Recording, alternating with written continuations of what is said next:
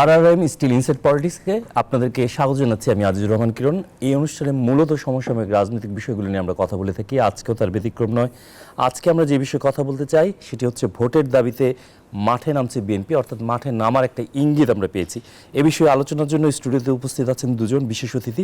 প্রথমে তাদের সঙ্গে পরিচয় করিয়ে দিচ্ছি। আমার জাতীয় প্রেস ক্লাবের সভাপতি এবং কালের কণ্ঠের সম্পাদক কবি হাসান হাফিজকে আমরা পেয়েছি আজকে আমাদের মাঝে। ধন্যবাদ। পাশাপাশি আছেন কবি ও যুগ্ম সম্পাদক প্রথম আলোর সোহরাব হোসেন, সবার পরিচিত। দুজনকে স্বাগত জানাচ্ছি। যে বিষয় সোহরাব হাসান, যে বিষয়টি প্রথমে আমরা আলাপ করছিলাম, ভোটের দাবিতে মাঠে নামছে বিএনপি, এমন একটা ইঙ্গিত গতকাল কিন্তু বিএনপির একজন দায়িত্বশীল নেতার বক্তব্য থেকে আমরা দেখেছি। তিনি সালাউদ্দিন আহমেদ, তার বক্তব্যতে এমন একটা ইঙ্গিত ছিল। আসলেই কি ভোটের দাবিতে মাঠে নামার মতো কোনো পরিস্থিতি দেখতে পাচ্ছেন কিনা, আপনি যদি শুরু করেন। ধন্যবাদ আপনাকে এবং আমার বন্ধু কবি হাসান হাফিজকে শুভেচ্ছা। বিষয়টা হচ্ছে যে এই যে এত বড় ছাত্র গণ অভ্যুত্থান হলো কিসের কারণে? নির্বাচনের অভিপ্রায়। 3টি নির্বাচনে মানুষ ভোট দিতে পারেনি, সেই ক্ষোভ বিক্ষোভ এবং আরও অনেক অনাচার দুর্নীতির বিরুদ্ধে আন্দোলন, এবং সর্বশেষ ছিল বৈষম্য বিরোধী কোটাটাই, যেটা বৈষম্য বিরোধী আন্দোলনে পরিণত হয়। তাহলে অর্থাৎ গণতান্ত্রিক ধারায়, স্বৈরতান্ত্রিক ব্যবস্থা থেকে গণতান্ত্রিক ধারায় দেশ পরিচালিত হবে, এমন একটা আকাঙ্ক্ষা নিয়েই তো, এমন আকাঙ্ক্ষা নিয়ে, এবং সর্বস্তরে মানুষের। কারণ কোটা বিরোধী আন্দোলনে তো সব শ্রেণী পেশার মানুষ, সাধারণ মোটে মজুর, রিক্সা চালক, অটো চালক, ফুটপাতের হকার, তাদের তো নামার কথা না। মানুষের মধ্যে একটা পুঞ্জীভূত ক্ষোভ ছিল, সেই ক্ষোভের বহিঃপ্রকাশ ঘটেছে। অর্থাৎ এই যে রাষ্ট্র ব্যবস্থা যেভাবে চলছে এভাবে চলতে পারে না। 5 আগস্টে সাবেক প্রধানমন্ত্রী পদত্যাগ করেছেন এবং ওই সরকারের পতন হয়েছে। এটা তো গেল। তারপর কি একটা অন্তর্বর্তী সরকার, অর্থ হচ্ছে যে সরকার, একটা সরকারকে বিতাড়িত করা হয়েছে, আরেক সরকার আসবে এর মাঝখানে। তো সুতরাং এই ব্যাপারে আমার মনে হয় এই যে বোঝাপড়ার একটা গোলমাল হয়েছে শুরু থেকে। এই সরকার কতদিন থাকবে, কি কাজ করবে, কত দূর যাবে। এখন এখানে এই সরকারের পিছনের শক্তি ছাত্রনেতারা, পিছনের শক্তি রাজনৈতিক দলগুলো, পেশাজীবীরা, নাগরিক সমাজ। এখন 5 আগস্টের পর কিন্তু এই সমস্যাটা তৈরি হয়। আস্থার ঘাটতি দেখতে আচ্ছা, পাচ্ছি। আস্থার ঘাটতিটা কারণ এক হচ্ছে জনজীবনের যে সমস্যা, দৈনন্দিন সমস্যা সমাধানে এই সরকার যথেষ্ট উদ্যোগী ভূমিকা নিতে পারেনি, বা নিলেও মানুষ সুফল পাচ্ছে না। সেটা নেওয়াটা কি সহজ ছিল? কারণ দীর্ঘ 16-17 বছরের একটা, এটা এক ধরনের সহজ, অনেক ক্ষেত্রেই একটা রাষ্ট্র ব্যবস্থা অনেক পরিবর্তন হয়েছে। তো মানুষের দৈনন্দিন সমস্যা, এই যে ভ্যাট বাড়ানো হলো, ভ্যাটে বেশ একটা উল্লেখযোগ্য টাকার বিষয়, কিন্তু অন্য খাত থেকে তো সেটাই করতে পারতো। 5টি উন্নয়ন প্রকল্প স্থগিত রেখে সেটা করতে পারতো, বা সরকার তো আরও ঋণ নিচ্ছে বিদেশ থেকে। সুতরাং এইটাকে সরকার কতটা অগ্রাধিকার দিয়েছে। দ্বিতীয় হচ্ছে এই সরকারকে যারা এনেছে জনগণের পক্ষে ছাত্রনেতারা এবং রাজনৈতিক নেতারা, তাদের সাথে এই সরকারের বোঝাপড়ার অভাব। এখন এদের মধ্যে গরমিলের আরেকটা কারণ হচ্ছে যে রাজনৈতিক দলগুলোর মধ্যে তো ঐকমত্য নেই। কেউ চাচ্ছে যে দ্রুত নির্বাচন। আমরা জামাতের আমিরের আজকের বক্তব্য যদি খেয়াল করি, তিনি বলছেন তাড়াহুড়ো করে ক্ষমতায় যেতে চাই না, কেউ যাক সেটিও চাই না। এখানেই তো সমস্যাটাই, এবং অন্তর্বর্তী সরকারের জন্য এটা বড় বিপদ। বিএনপির দাবি হচ্ছে যত দ্রুততর নির্বাচন সম্ভব, এবং বিএনপির শঙ্কাও আছে যে আদৌ নির্বাচন হবে কিনা। সুতরাং এই যে আপনি বললেন যে ফেব্রুয়ারি একজন দায়িত্বশীল নেতা বলেছেন, এর আগে স্থায়ী কমিটির বৈঠকে সিদ্ধান্ত হয়েছে যে নির্বাচনের জন্য আন্দোলনে যাবে তারা, মানে আন্দোলন কর্মসূচিতে যাবে। কারণ আন্দোলনের নানা রকম নানা রকম আছে, প্রতিবাদ জানানো, বৈঠক করা, এটাও একটা আন্দোলনের অংশ। আবার রাস্তায় নামাও একটা আন্দোলনের অংশ। তারা কিন্তু এর সাথে আরেকটি আনছে, দ্রব্যমূল্যের ঊর্ধ্বগতি, জনজীবনের সমস্যা, নিরাপত্তা। সুতরাং এই সমস্যাগুলো কিন্তু উপেক্ষা করার কিছু নেই। প্রতিদিনই ঢাকা শহর প্রায় অচল, মানে আন্দোলন, সংগ্রাম, বিক্ষোভ। তো সুতরাং এই ব্যাপারে সরকার দ্রুত আলোচনা করা উচিত। এবং সরকার বলেছিল যে 31শে ডিসেম্বরের মধ্যে কমিশনগুলো রিপোর্ট দিবে, রিপোর্টের পর কথা বলবে। 1 মাস চলে গেছে, এখন আরও 15 দিন বাড়ানো হয়েছে। 15 ফেব্রুয়ারি থেকে, ফেব্রুয়ারির পর আলোচনা শুরু হবে। সুতরাং বিএনপির মধ্যে তো সংশয় সন্দেহ থাকাই স্বাভাবিক যে এই আলোচনা কত দূর চলবে। ইতিমধ্যে আবার ছাত্র নেতাদের মধ্যে যে তারা মনে করে যে আগে তাদের মধ্যে একটা অবিশ্বাস বা তৈরি হচ্ছে,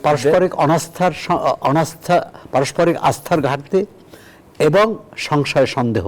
তো এটি অন্তর্বর্তী সরকার দায়িত্ব রাজনৈতিক দলগুলোর সাথে নিয়মিত আলোচনা করা, যেটি হয়নি, এবং যেভাবে আলোচনা হচ্ছে রাজনৈতিক দলগুলো সন্তুষ্ট না। আমরা ফিরবো আপনার কাছে।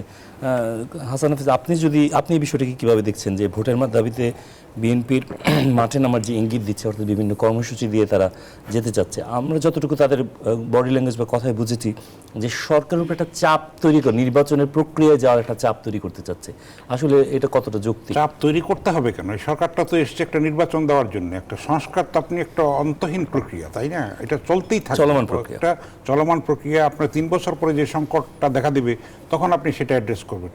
নির্বাচনের প্রক্রিয়া এবং সংস্কারের প্রক্রিয়া যুগপৎ একসঙ্গে চলা উচিত বলে আমি মনে করি।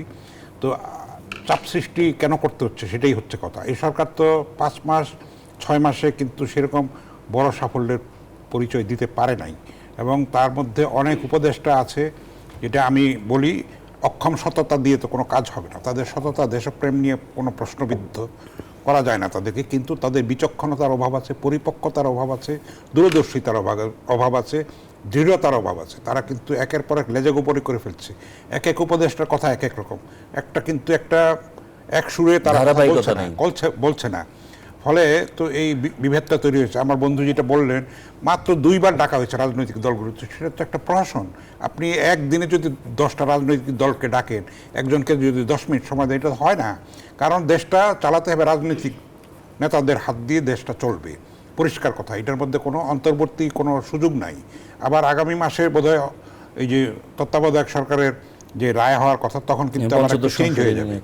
আপনি এটা বিপ্লবীয় সরকার না, অন্তর্বর্তী সরকারও না, রাজনৈতিক দলগুলিকে আস্থায় নেবেন না আপনি, তাহলে তো এটা হবে না। এমনকি ব্যবসায়ীদেরকেও আমরা আস্থা নিতে দেখি, এবং এটাকে ঠাট্টা করে বলা হয় এনজিও সরকার। সেটার মধ্যে তো সত্যতা যে একেবারে নেই তা আমি বলবো না, আছে তো।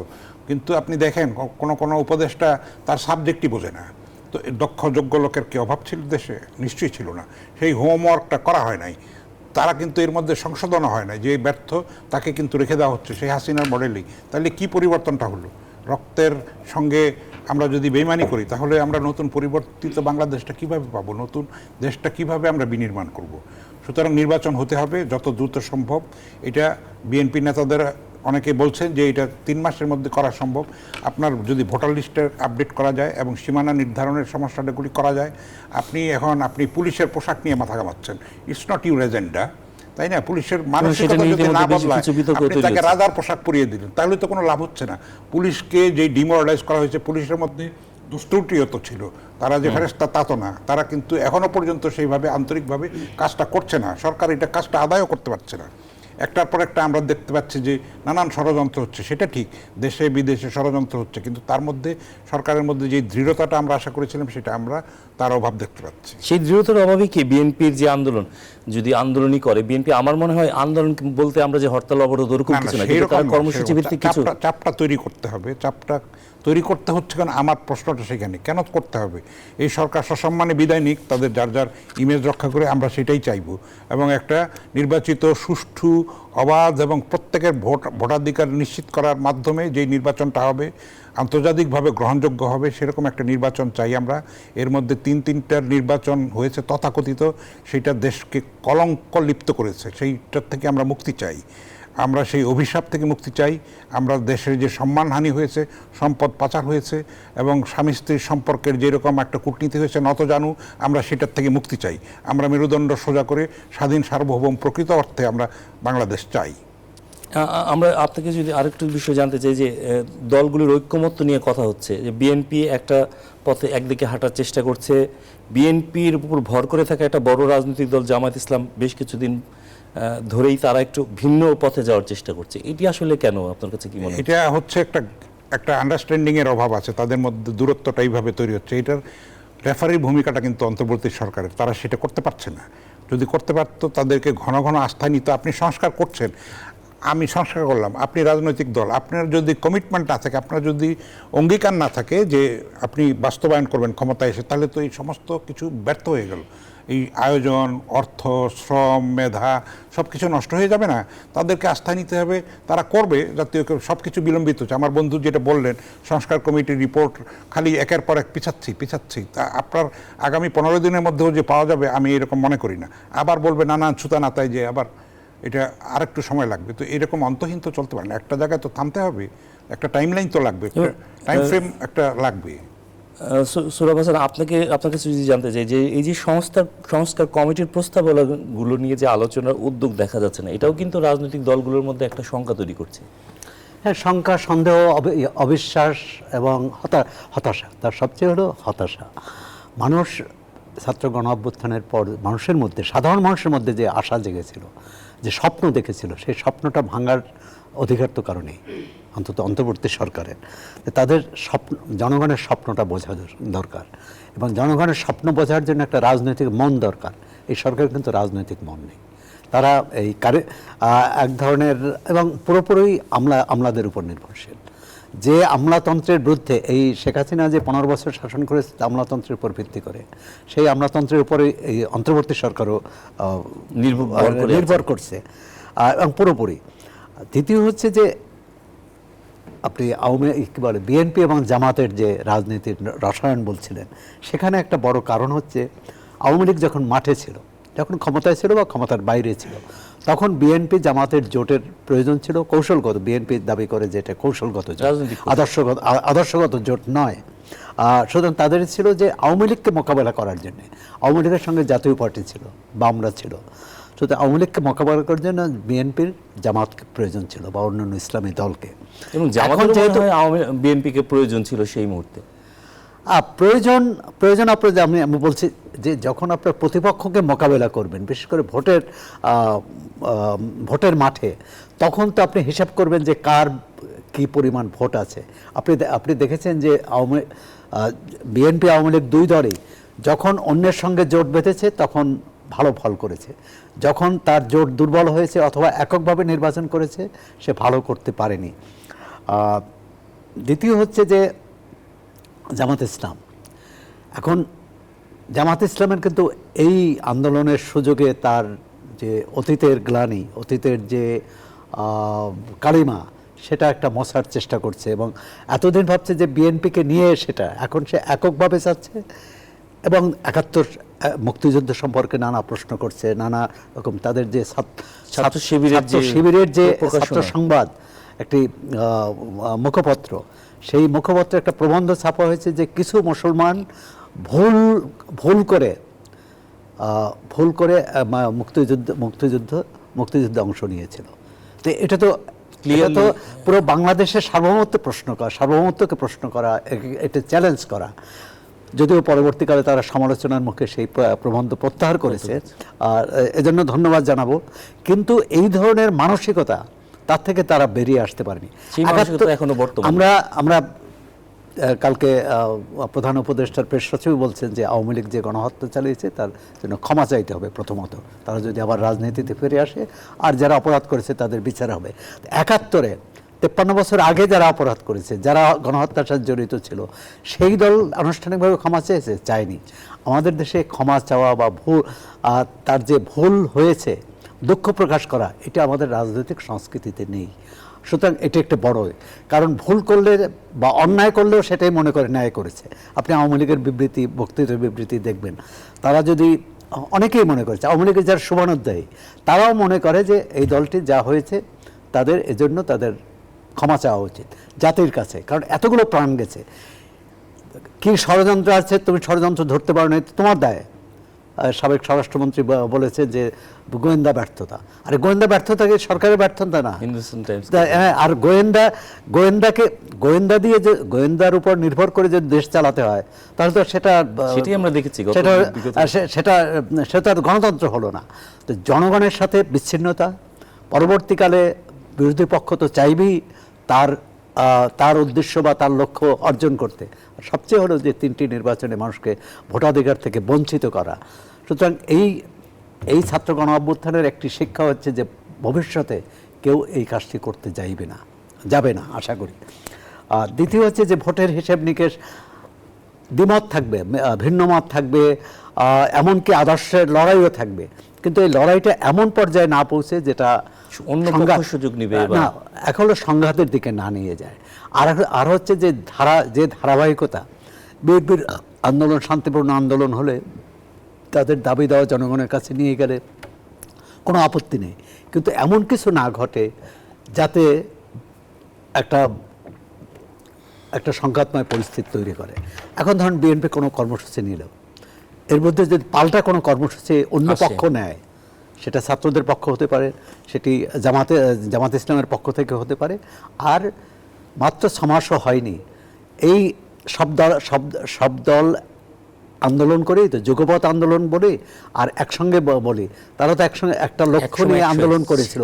আজকে এতটা বিভাজন হবে কেন? অন্তত ভোটের প্রশ্ন কিন্তু হওয়া উচিত না। সংস্কার কতটা হবে না হবে, আর সংসদের ধরন কি হবে, ভোটের ধরন ইত্যাদি সংস্কার নিয়ে মত পার্থক্য থাকতে পারে, কিন্তু মত পার্থক্য থাকতে পারে, কিন্তু লক্ষ্য, হ্যাঁ, নির্বাচন প্রশ্নে সেই পার্থক্য থাকা উচিত না, অথবা নির্বাচনের সময়সীমা। আমি জানি না যে কেন অন্তর্বর্তী সরকার একটা সুনির্দিষ্ট তারিখ ঘোষণা করছে না। সুনির্দিষ্ট তারিখ ঘোষণা করলে কিন্তু অনেক, এই যে এখন রাজনীতিতে যা নানা রকম সন্দেহ সংশয় বা ভুল বোঝাবুঝি আছে, এটি কিন্তু কেটে যাবে, কারণ তখন সবাই নির্বাচন মুখে হবে। গতকাল প্রধান উপদেষ্টার প্রেস সচিব তারা কিন্তু একটা আভাস দিয়েছেন যে সংস্কারের প্রস্তাবগুলো পেলে কতটুকু সংস্কার হবে তার উপরে আসলে নির্বাচনের। আর এগুলো তো মানে কি বলে, এগুলো নির্দিষ্ট বক্তব্য না, কি পেলে কি হবে তা না।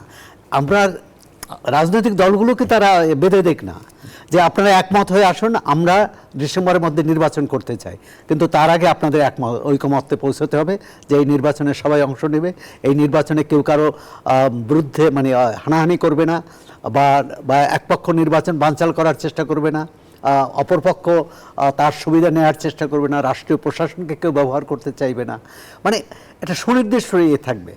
যেমন এর আগে সেনা সমর্থিত যে তত্ত্বাবধায়ক সরকার ছিল, সেই সরকারেও কিন্তু একটা লক্ষ্য ছিল। প্রথম তারা চেয়েছিল তারাই ক্ষমতা চিরস্থায়ী করবে, সেটি যখন জনসমর্থন পায়নি দেশে বিদেশে, তখন তারা এই করলো যে যেহেতু বিএনপির কাছ থেকে ক্ষমতা নিয়েছিল তারা বিকল্প ভাবছে আওয়ামী লীগকে, এবং নির্বাচন হয়েছে। সেই নির্বাচনে অনেক কসরত হয়েছে, অনেক কি বলে রাজনৈতিক মহলে অনেক লড়াই হয়েছে, এবং আমরা সংস্কার শুনলে তো মানুষ ভয় পায়, কারণ 11 পর যে সংস্কার হয়েছে। সুতরাং যেটি করা উচিত, একটা আধুনিক রাষ্ট্র কাঠামোর, আবার দেখুন, একদিকে আমরা সংস্কারের কথা বলছি, আর একদিকে মেয়েদের ফুটবল খেলা বন্ধ করে দিচ্ছে, অন্যদিকে একজন উপদেষ্টা, আমি দেখলাম এটা সামাজিক যোগাযোগ মাধ্যমে দেখলাম, ধর্ম উপদেষ্টা, সে বলছে তার অনুষ্ঠানে নারী সাংবাদিক না যায়। মানে উনি তো বলতে পারেন না, কারণ তিনি সংবিধান সমুন্নত রাখার শপথ নিয়ে তিনি এই দায়িত্ব নিয়েছেন, তিনি কি করে বলেন? আমরা সমন্বয় নিয়ে কথা বলেছি।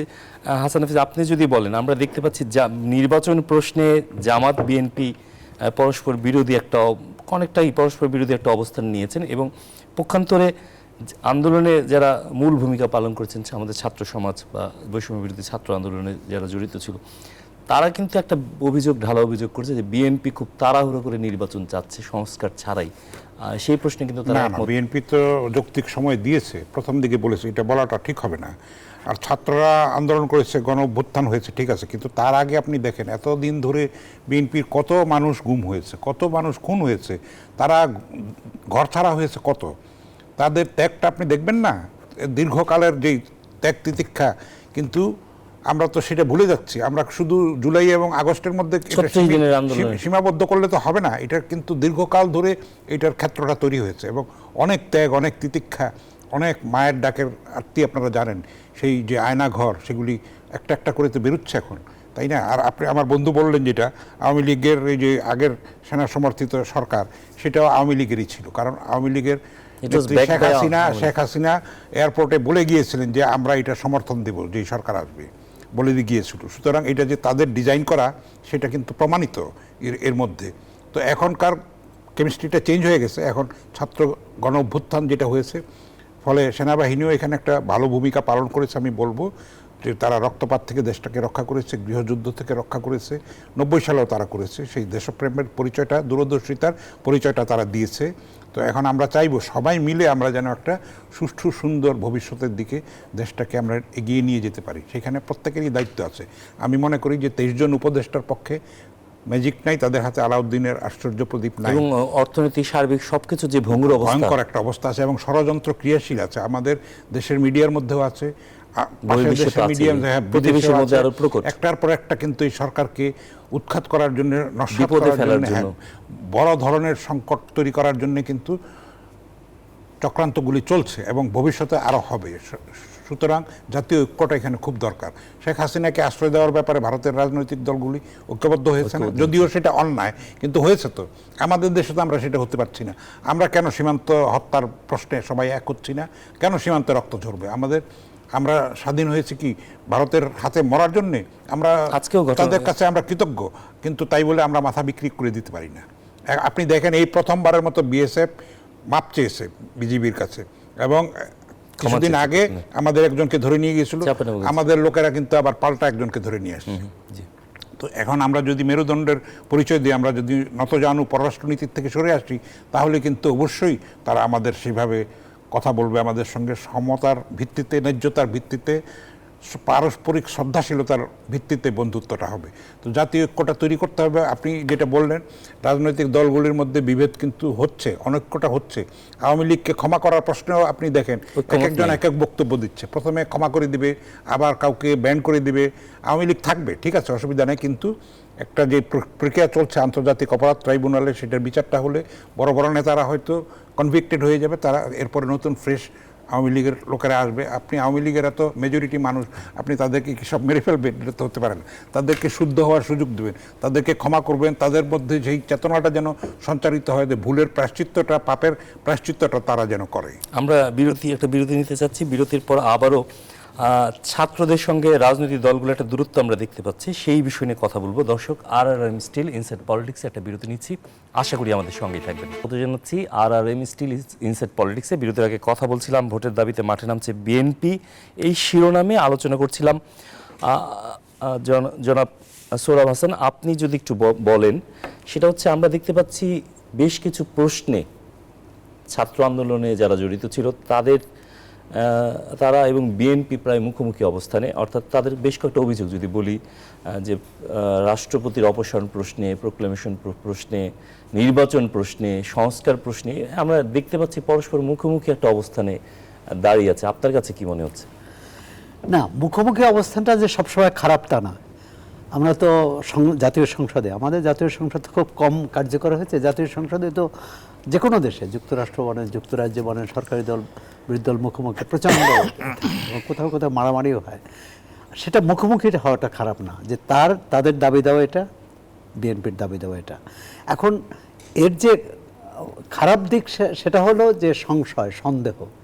বিএনপি মনে করে নির্বাচনটা পিছিয়ে গেলে একটা সংকট তৈরি হবে, রাষ্ট্রপতি না থাকলে, আমরা যেহেতু সাংবিধানিক ধারাবাহিকতা আছে এখনো, তাহলে একটা পরিস্থিতি তৈরি হবে যেটা নিয়ন্ত্রণ করার ক্ষমতা থাকবে। কারণ তার তো অনেক দীর্ঘদিনের অভিজ্ঞতা আছে এবং অতীত অভিজ্ঞতা। তারপর আমরা রাষ্ট্রটা কি চাই? আমরা যদি বিপ্লব করতাম 5 আগস্ট, তাহলে অন্য একটা বিপ্লবী সরকার হতো, এবং সেই বিপ্লবী সরকার যে হয়নি, মানে সেটা কি বলে, ধন্যবাদ দিতে হয়। কারণ এই বিপ্লবী সরকার কে নেতা হবে সেটা নিয়েই তো তখন, এখন তো বোঝা যাচ্ছে যে 5-6 মাসের যে বিরোধ, যে ফাটল ধরেছে, তখন ফাটলটা হয়তো আরও আগে ধরতো। আর মানুষের স্বপ্ন থাকতে পারে যে আমরা একটা বিপ্লবী সরকার চাই, আমরা একটা নতুন বাংলাদেশ চাই, হতে পারে। কিন্তু এখন সেটি কে ঠিক করবে? ঠিক করবে জনগণ। তাই জনগণ ঠিক করলে জনগণের কাছে যেতে হবে। ছাত্রদের নিশ্চয়ই নতুন দল করতে যাচ্ছে, আমরা স্বাগত জানাই। তারা এই কর্মসূচি নিয়ে জনগণের কাছে যাবে। এখন যদি তাদের বক্তব্য যদি এটা হয় যে তাদের নতুন দল সংগঠিত না হওয়া পর্যন্ত নির্বাচন পিছিয়ে থাকতে হবে। প্রধান উপদেষ্টার একটা বক্তব্য যদি আপনি দৃষ্টি আকর্ষণ করি, উপদেষ্টা বলেছেন যে ফিনান্সিয়াল টাইমসকে এক সাক্ষাৎকারে বলেছেন ছাত্ররা দল গঠন করবে, এবং আজকে আবার সাংবাদিকরা তথ্য উপদেষ্টা মোহাম্মদ নাহিদ ইসলামকে কাছে জানতে চেয়েছেন, তারা বলছে যে দল গঠন হবে, তবে কখন তারা পদত্যাগ করবে এই বিষয়ে তারা এখনো কোনো সিদ্ধান্ত নেয়নি। না ঠিক আছে, মানে এইটা পদত্যাগ, এটা হলো যে ধরেন পদত্যাগ, আমরা দেখেছি না যে এর আগে যে সরকারে থাকতে পারবে না, এরশাদের পদত্যাগ করতেন। এমনকি এরশাদের তো মন্ত্রীরা পদত্যাগ করে তারপর নির্বাচন দিল বিরোধী দলের দাবির মুখে। এটি কিন্তু মূল সমস্যা না। মূল সমস্যা হচ্ছে ছাত্রদের এই নতুন দলের রাষ্ট্র কাঠামো বা রাষ্ট্রযন্ত্রের কোনো পৃষ্ঠপোষকতা না থাকে। যেহেতু বিএনপির একটি তিক্ত অভিজ্ঞতা আছে ১/১১ পর, এবং বিএনপি ভাঙারও চেষ্টা করেছে এই রাষ্ট্রযন্ত্র। সুতরাং এই ব্যাপারে অন্তর্বর্তী সরকারের পক্ষ থেকে বিএনপিকে আশ্বস্ত করা উচিত। প্রথমত হচ্ছে যে নতুন দলের সঙ্গে এই সরকারের কোনো সম্পর্ক নেই। দ্বিতীয় হচ্ছে যে নতুন দলের সঙ্গে রাষ্ট্রযন্ত্র কোনোভাবেই সম্পৃক্ত নয়, কারণ মানুষের মধ্যে সংশয় থাকেই। যেহেতু আমাদের এখানে গণতন্ত্র কাজ করেনি, আর সে কারণে এই আগামী দিনে কী হবে এই ব্যাপারে তো অনিশ্চয়তা থাকে। তারপর যদি আরেকটা হচ্ছে বিএনপির আরেকটা ভয়, যে যদি একটা সরকার যদি পরিস্থিতি নিয়ন্ত্রণ না করতে পারে, একটা অস্বাভাবিক পরিস্থিতি তৈরি হয়, তখন তো নির্বাচন অনিশ্চিত হয়ে যায়। তখন অন্য পক্ষকেও কী বলে নিয়ন্ত্রকের ভূমিকায় আসে কি না সেই প্রশ্ন আসে। তো এক্ষেত্রে সবচেয়ে ভালো হলো ছাত্র নেতৃত্ব, বিএনপি এবং অন্তর্বর্তী সরকার এই তিন পক্ষের খোলামেলা আলোচনা করা। হাসান হাফিজ, আপনার কাছে দৃষ্টি আকর্ষণ করছি, সেটি হচ্ছে সরকারের ৩ জন উপদেষ্টা আছেন, তারপরে দল করার একটা চেষ্টা হচ্ছে, দল গঠনের প্রক্রিয়া হচ্ছে, হয়তোবা তারা উপদেষ্টা থেকে পদত্যাগ করে সেই দলে যোগ দিবেন। তাহলে এটা কি পৃষ্ঠপোষকতা বলা হয় কিনা? কিছুটা তো আছে প্রচ্ছন্নভাবে, তাই না? আপনারা লক্ষ্য করবেন যে সারা দেশে তারা সাংগঠনিক সফরও করেছে, সেটার যে খুব ভালো রেজাল্ট হয়েছে কিন্তু আমরা সেটা দেখতে পাচ্ছি না, ইতিবাচক সেরকম কিছু পাওয়া যাচ্ছে না। তাদের তো অধিকার আছে রাজনৈতিক দল করার, তাই না? একটা প্রক্রিয়ার মধ্যে আন্দোলন করা এক জিনিস, রাজনীতি করা আরেক জিনিস। আন্দোলন আর নির্বাচন কিন্তু দুইটা সম্পূর্ণ ভিন্ন জিনিস। তো সেই প্রক্রিয়ার মধ্যে দিয়ে যেতে হবে, এই আরও পড়তে হবে, তাহলে কিন্তু সোনা খাঁটি হবে।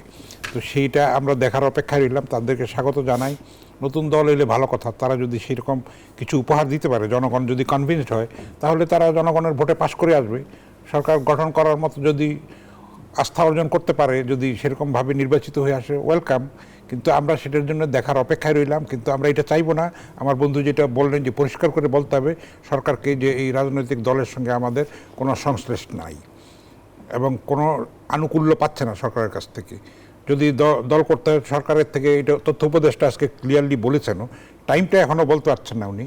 তো এরকম আবার এটাও আমরা শুনতে পাচ্ছি যে ফেব্রুয়ারির মাঝামাঝি নাগাদ এরকম। ইতিমধ্যে আমরা এটাও শুনেছি তাদের পক্ষ থেকে। আজকে আমরা এই সংক্রান্ত একটা সংবাদ প্রকাশ করেছি। তাদের যে যুগ্ম মুখ্য সমন্বয়ক তিনি বলেছেন যে ইতিমধ্যে 200 আসনে তারা 200টি কমিটি গঠন করেছে। ভালো কথা, কমিটি গঠন করেছে। তো আরও বাকি আছে, করুক। সেগুলো হয়তো কমপ্লিট হওয়ার পরে তখন আমরা একটা শেপ নেবে আর কি, তখন আমরা জানতে পারবো। আমরা অপেক্ষা করি সেটার জন্য। এখনও কিন্তু এটা নিয়ে কমেন্ট করার মতো সময় আসলে হয়নি এখনও। আমরা আরও দেখব, তারপরে আমরা পর্যবেক্ষণ করব, মূল্যায়ন করব। সব কথা হচ্ছে, মূল কথা হচ্ছে জনগণ। আগের মতো তো আর রাতের ভোট হবে না, আমি ডামি নির্বাচন হবে না, তারপরে নৈশরাতের ভোট হবে না, তারপরে বিনা প্রতিদ্বন্দ্বিতার নির্বাচন হবে না। প্রত্যেকের ভোটাধিকার যাবে, প্রত্যেকের কাছে যেতে হবে, এই জবাবদিহিতাটা করতে হবে। এটাই একটা প্রকৃত গণতান্ত্রিক সংস্কৃতি। সেটার পথে আমরা যাব, সেটা যেন সুষ্ঠুভাবে আমরা লালন করতে পারি। বেশ কয়েকটা নির্বাচন হবে, তারপরে কিন্তু আমরা একটা পর্যায়ে আমরা পৌঁছাবো। হ্যাঁ, একটা নির্বাচনেই যে আমরা একেবারে মঞ্জিলে মকসুদে পৌঁছে যাব, এরকম প্রত্যাশা করাটা কিন্তু ঠিক হবে না। তা পৃষ্ঠপোষকতার ক্ষেত্রে আমার একটু যোগ করার আছে হাসান হাফিজের সঙ্গে। সেটা হচ্ছে ছাত্রদের মধ্যে যে অভিযোগ, ছাত্রদের পক্ষ থেকে বা তাদের মধ্যে যে উদ্বেগ, সেখানেও কিন্তু কিছু ভিত্তি আছে। বিএনপি যেমন ছাত্রদের রাষ্ট্রীয় পৃষ্ঠপোষকতা সম্পর্কে, নতুন দল সম্পর্কে অভিযোগ করেছে, এবং সেই অভিযোগ একেবারে অসার নয়। কিন্তু ছাত্রদের পক্ষ থেকেও যে কথাটা তারা বলছে, প্রকাশ্যেই বলছে যে বিএনপি তো ইতিমধ্যে ক্ষমতায় এসে গেছে, অর্থাৎ বিভিন্ন সরকারি সংস্থায় তাদের নিয়ন্ত্রণ। সুতরাং এই বিষয়টাও বিএনপিকেও খোলাসা করা উচিত। এবং সেটা সেইভাবে বলা যাবে না, এরকম ঢালাওভাবে আবার বলা যাবে না। জামাতও কিন্তু বিএনপি সম্পর্কে অভিযোগ করে, আবার বিএনপিও জামাত সম্পর্কে অভিযোগ করে। পাল্টাপাল্টি তো অভিযোগ। এই আমি বলছি যে এটা কিন্তু সুস্থ চর্চা নয়। আমি মনে করি এ ব্যাপারেও যার যার অবস্থান, যার বিরুদ্ধে যে অভিযোগ আসছে সেই অভিযোগের ব্যাপারে খোলামেলা তার ব্যাখ্যা দেওয়া উচিত। যেমন ছাত্ররা বলছে যে আমরা রাজনৈতিক দল করলে আমরা সরকারে থাকবো না, এটা কিন্তু সাধুবাদ জানানো উচিত। পরিষ্কার সাধুবাদ জানান।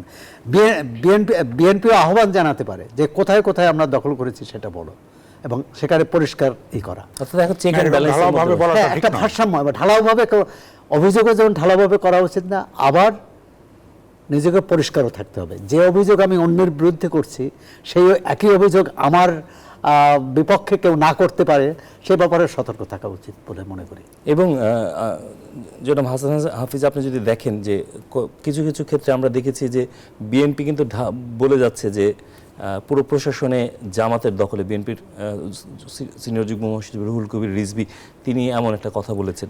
না, আবার সুশীলদের অধিকারে কত গেছে সেটাও আমরা দেখতে পাচ্ছি। এটা আমরা কেন অর্ধেক কথা বলবো কেন?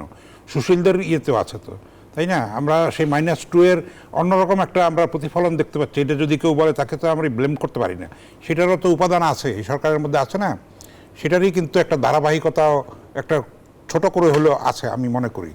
ফলে সব কিছুর মূল জিনিস হলো একটা নির্বাচন, স্বচ্ছ জবাবদিহিমূলক একটা ট্রান্সপারেন্ট একটা ইলেকশন, যেখানে সবার ভোটাধিকার নিশ্চিত থাকবে, আন্তর্জাতিক মানে যেটা গ্রহণযোগ্য হবে। তখন কিন্তু একটা প্রসেস হবে, যারা যারা নির্বাচিত হয়ে আসবে শক্তি পরীক্ষায়, তারা অগ্নি পরীক্ষায় যারা জিতে আসবে তারা সরকার গঠন করবে। এবং বিএনপি তো পরিষ্কার বলেছেই যে আমরা জাতীয় সরকার গঠন করব, আমরা নির্বাচিত হলে মেজরিটি পেলেও আমরা করব। তো সেটা তো একটা সাহসের ব্যাপার থাকে। বিএনপি তো সংস্কার প্রস্তাব দিয়েছে আগেই, 2 বছর আগেই দিয়েছে, তাই না? দেশটাকে যে রাষ্ট্রযন্ত্রকে যে ঢেলে সাজানো দরকার, বিএনপির তো সেই দূরদর্শিতার পরিচয় দিয়েছে।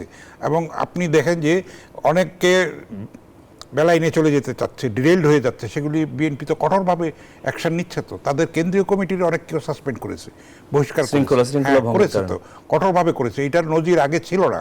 আমরা পরিবর্তন যদি না পাই তাহলে বিএনপির উপরে মানুষ আস্থাটা রাখবে কী করে? যদি বলে যে যেই লাউ সেই কদু যদি হয়, একই যদি হয় আওয়ামী লীগের মতো, তাহলে তার পরিবর্তনটা কিসের হলো? বিএনপিকে কিন্তু এখানে একটা অগ্নি পরীক্ষার মধ্যে দিয়ে যেতে হবে। আশা করি সেটা তারা পারবে, কারণ প্রত্যেক রাজনৈতিক দলেরই একটা লেসন নিতে হবে যে ছাত্র জনতা যে জন আকাঙ্ক্ষা, যেই স্পিরিট, জুলাই অভ্যুত্থানের ছাত্র জনতার যেই আকাঙ্ক্ষা, পরিবর্তনের আকাঙ্ক্ষা, সেটাকে যদি পাঠ করতে না পারে, ধারণ করতে না পারে, তাহলে ব্যর্থ হয়ে যাবে, সবকিছুই ব্যর্থ হয়ে যাবে। আমরা একটা বিরতি নিয়ে আবার আলোচনায় ফিরতে চাই। দর্শক, RRM স্টিল ইনসাইড পলিটিক্স একটা বিরতি নিচ্ছি, আশা করি আমাদের সঙ্গেই থাকবেন।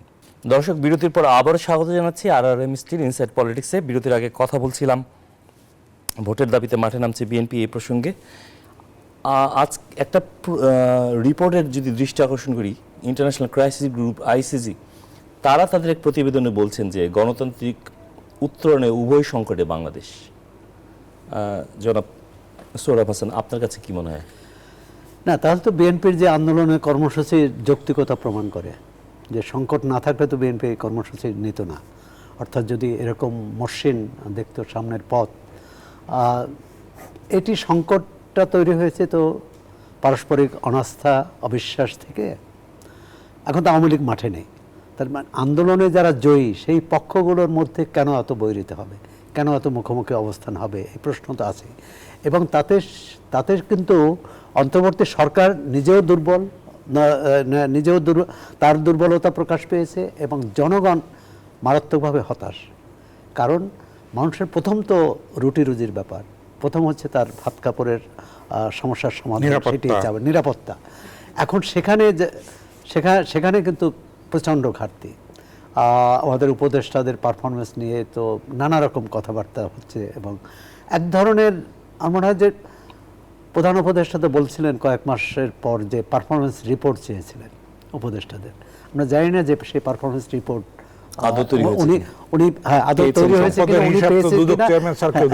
উনি পেয়েছেন কিনা, আর পেলে সেটা জনগণকে জানানো। দ্বিতীয় হচ্ছে সরকারি কর্মকর্তাদের সম্পদের হিসাব, বিচারকদেরও না, হ্যাঁ বিচারকদেরও। এবং আইন উপদেষ্টা তো প্রথমে 1 মাসের মধ্যেই বললেন যে 1 মাসের মধ্যে এটা সব সব কর্মকর্তা, অন্তত তার মন্ত্রণালয়ের কর্মকর্তাদের রিপোর্ট দিতে হবে। মানে সরকার এটুকু আদায় করতে পারে না যে তার যে অধীন কর্মকর্তা কর্মচারী তাদের বিচারে সম্পদের হিসাব। কারণ এই যে লুটপাট হয়েছে বিগত 15 বছর বা তারও আগে, লুটপাটের সঙ্গে এই আমলাতন্ত্র জড়িত না, ব্যবসায়ী মহল জড়িত না, রাষ্ট্রের সুবিধাভোগী মহল জড়িত না, শুধু রাজনৈতিক নেতাদের বুদ্ধিই বলি। সাবেক পররাষ্ট্রমন্ত্রী একটা কথা বলেছিলেন বিদেশি সংস্থার উদ্ধৃতি দিয়ে, যে বিদেশি যে সেকেন্ড হোম বা বিদেশে বাড়ি যে, তাতে রাজনীতিকদের চেয়ে আমলাদের বেশি। সুতরাং তাদের জবাবদিহি আদায় হবে না কেন, বা তাদেরকে আমরা এখন পর্যন্ত দেখিনি। সুতরাং এক ধরনের নিষ্ক্রিয়তা, এক ধরনের দিন চলে যাওয়া, মানে আজকের দিন চলে গেল, হয়তো এই সরকারের মেয়াদ একদিন চলে গেল। সরকার মধ্যে আরও উদ্যম দরকার, আরও সক্রিয়তা দরকার। কোনো কোনো উপদেষ্টার যে নেই তা নয়, কিন্তু বেশিরভাগ উপদেষ্টার নেই। আবার এও ঠিক যে বাংলাদেশের মতো এত 17-18 কোটি মানুষের দেশ, এত সীমিত সম্পদ এবং একটা ঘনীভূত সংকটের মধ্যে, আন্তর্জাতিক সংকট, ডলার সংকট, আপনার যারা বাঁচিয়ে রাখছে এই দেশকে তাদের সম্পর্কে, তাদের সুযোগ সুবিধা বা তাদের ভালো মন্দ আমরা কতটা দেখছি। প্রবাসীরা অথবা তৈরি পোশাক রেমিটেন্স যারা পাঠাচ্ছে, যারা রেমিটেন্স পাঠাচ্ছে এবং তৈরি শিল্প কারখানা, আপনি প্রতি বছর 25 লাখ বেকার, 25 লাখ কর্মশক্তিতে 25 লাখ মানুষ যুক্ত হয়, তাদের কতজনকে কাজ দেয়া যায়? আমরা তো চাই না আমাদের তরুণরা, সেজন্য আসলে একটা নির্বাচনী তরুণরা এই ভূমধ্যসাগরে ডুবে মারা যাবে, অথবা মালয়েশিয়ার গহীন অরণ্যে হারিয়ে যাবে। সুতরাং এ ব্যাপারেও এই সরকারের প্রধান উপদেষ্টা, তার কিন্তু তিনটি তত্ত্ব ছিল: শূন্য দারিদ্র্য, শূন্য নিঃসরণ এবং শূন্য বেকারত্ব।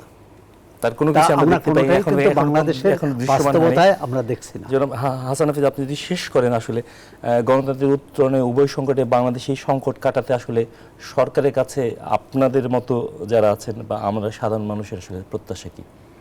সাধারণ মানুষ তো দুইটাই জিনিস চায়। প্রথমে হলো নিত্যপণ্য একটা নাগালের মধ্যে থাকতে হবে এবং আইন শৃঙ্খলা পরিস্থিতির উন্নয়ন, কিন্তু সেটার উল্লেখযোগ্য অগ্রগতি আমরা এখনও দেখতে পাই নাই।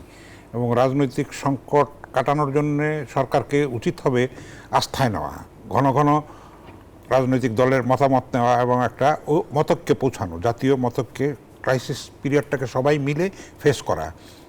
রাজনৈতিক দলগুলির সঙ্গে বিচ্ছিন্নতা তৈরি করে, দূরত্ব তৈরি করে তো সংকট আরও ঘনীভূত হবে। সুতরাং এই সংস্কার যাই করুক, সেটা যদি রাজনৈতিক দলগুলি ক্ষমতায় এসে বাস্তবায়ন না করে, সেই অঙ্গীকারটা তাদের কাছ থেকে নিতে হবে, তাদের প্রতি শ্রদ্ধাশীল হতে হবে, তাদেরকে আস্থায় নিতে হবে। তাহলেই কিন্তু অনেকখানি সংকট দূর হয়ে যাবে বলে আমি মনে করি। আরেকটা একটা বিষয় যদি জানতে চাই জনাব সোহরাব হাসান, আওয়ামী লীগের রাজনীতি করা নিয়ে আসলে আমরা দেখতে পাচ্ছি যে বিএনপি এবং ছাত্রদের মধ্যে একটা দূরত্ব তৈরি হচ্ছে। আসলে আওয়ামী লীগ আবারও রাজনীতিতে ফিরে আসবে, বা এই প্রশ্ন আসলে রাজনীতিক দলগুলোকে নিতে হবে? আসলে আওয়ামী লীগ তো এখন মাঠে নেই। আওয়ামী লীগ কি বলে, হাওয়ায় নানা রকম কর্মসূচি ঘোষণা দিয়েছে। এ নিয়ে মানে ছাত্র নেতৃত্ব অথবা অন্তর্বর্তী সরকারও কেউ বেশি, আমার মনে হচ্ছে বেশি মাথা কামাচ্ছে। মানুষ যদি আওয়ামী লীগকে, মানুষ তো 5 আগস্ট আওয়ামী লীগকে প্রত্যাখ্যান করেছে, মানুষ যখন আবার চাইবে তখন এটি দেখা যাবে, তারা মাঠে নামলে। এখন তারা কর্মসূচি ঘোষণা করছে, হ্যাঁ সরকারের তো অবশ্যই নিরাপত্তার বিষয়টি দেখতে হবে, তবে জনগণের উপর ছেড়ে দেওয়া উচিত, সময়ের উপর ছেড়ে দেওয়া উচিত। কারণ আজকে যে বাস্তবতা, 6 মাস পরে বাস্তবতা। আজকে এখানে শেষ করছি। আপনাদের দুজনকে অসংখ্য ধন্যবাদ আমাদের সঙ্গে যুক্ত হওয়ার জন্য।